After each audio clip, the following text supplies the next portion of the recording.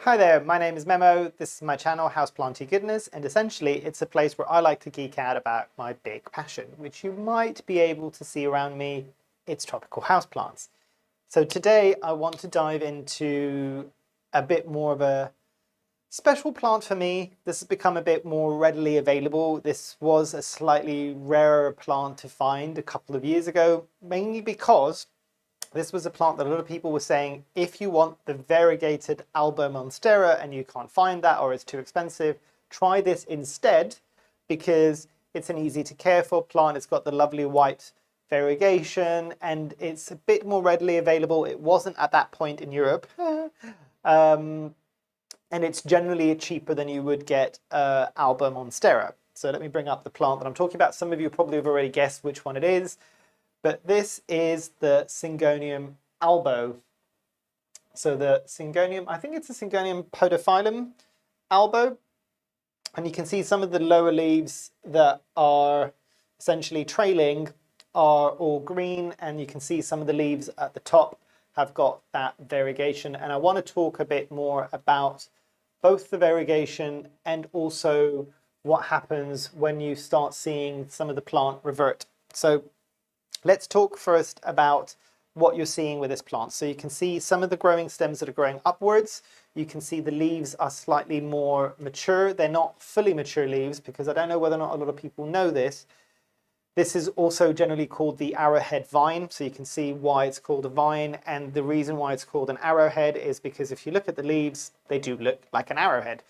But a lot of the Syngonium, if let to fully mature and get very large leaves, so generally it means if you've given it something to climb up again, and I will sound like a broken record again with most plants, they will get smaller, more juvenile leaves if they let to trail, but if they've let to climb up, they will get larger, more mature leaves. You might not always want the slightly more mature leaves, and a lot of people don't always necessarily want more mature leaves for the Syngonium than just this. So they want a large sized juvenile leaf because it has that quintessential arrowhead shape that you expect to find with a Syngonium. But with most Syngoniums, if you let it go larger, the leaves will start getting 3 lobes. So it will look a bit more like a T shape and it will start separating. So if you're seeing those little bunny ears that you might be seeing there, it will start splitting there and there. So there will be a small little bunny ear on one side and bunny ear on the other side and one larger lobe in the middle.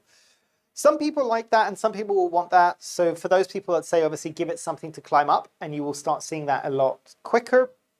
Some people actually that I was speaking to recently didn't realize that this could also be trailing. They've always had it growing up, but they didn't realize that it could trail. And yes, here it is. To answer your question, it can trail.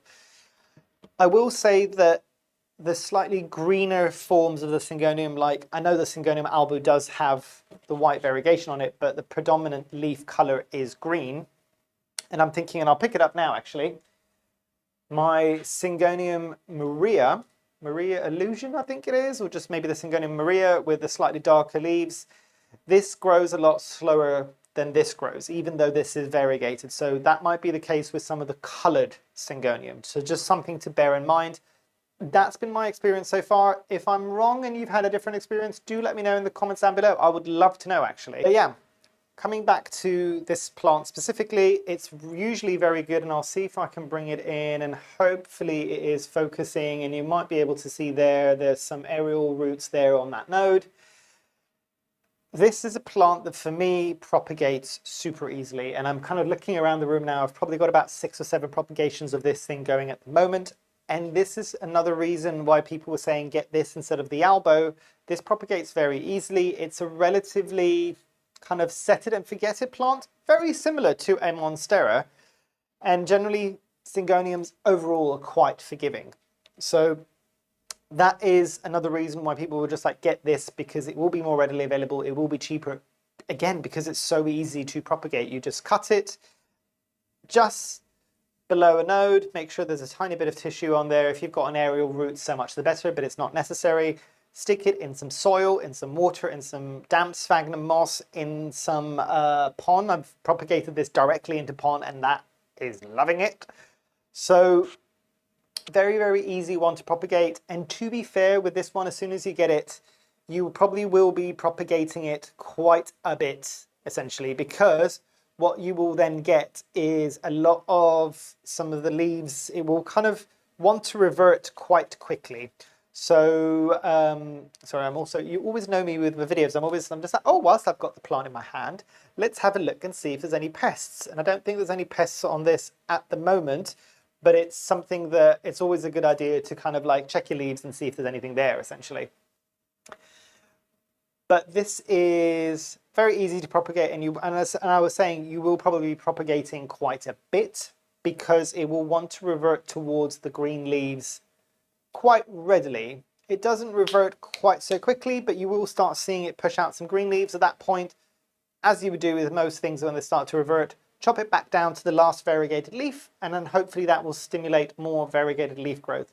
But what will happen is you will not only get an abundance of growth that is variegated, and eventually you'll have to cut it down because it's growing too tall, so then you can propagate the variegated, but you can also chop off and propagate the green, non-variegated material that is growing from the plant, and then propagate it, and you've got a green Syngonium. And if you don't want it and it's taking up space in your house, guess what? It grows really quickly because it's a green Syngonium. Keep it and give it to some friends because it's a relatively easy houseplant to take care of, and they will probably appreciate it. And you can get them into houseplants as well. The more the merrier, I say. But you might be able to see that this one, I am growing this one specifically in terracotta in my aroid soil mix. But the majority of my other Syngoniums I have since moved into pond just to make my life a bit easier, and it's doing exceptionally well. Syngoniums generally aren't fussy plants, so bear that in mind. In terms of pests, I'm trying to think if I've had any real pests on this. I don't think I've ever really had any pests on my Syngoniums, now that I'm thinking about it. Maybe the occasional mealybug, but that could be dealt with quite quickly. But yeah, generally speaking, they will just get on with life, essentially.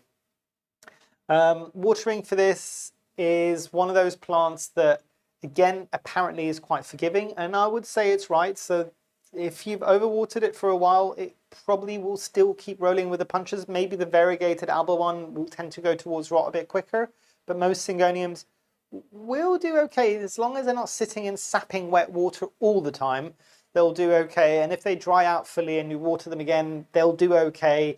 They're not fussy. So this is a great plant. Again, as I said, maybe not the variegated one if it's still expensive where you live, but most places this has probably gone down in price considerably. But this might be a nice, cool plant to give to somebody who maybe just be getting into plants and they want something easy to take care of. A Syngonium. Syngonium is always really, really good. I had my mother recently who was just like, I don't know what this is, but this is great. It's growing greatly in her kitchen. And she didn't know what it was. She sent me a picture and I was just like, oh yeah, it's a Syngonium. Obviously it's growing great. And she still lives in the Med and it is absolutely ginormous. Basically, it's the size of a small tree and it's also trailing at the bottom as well. So it's, it's doing really, really well. But watering with this one, I would say because it's in a small pot, I'd say every 4 to 6 days. 4 days usually in the summer, maybe a bit more frequently than that because it gets quite warm in the conservatory, and then 6 to 7 days maybe in the winter because it's not actively growing as quickly as it would be in the summer.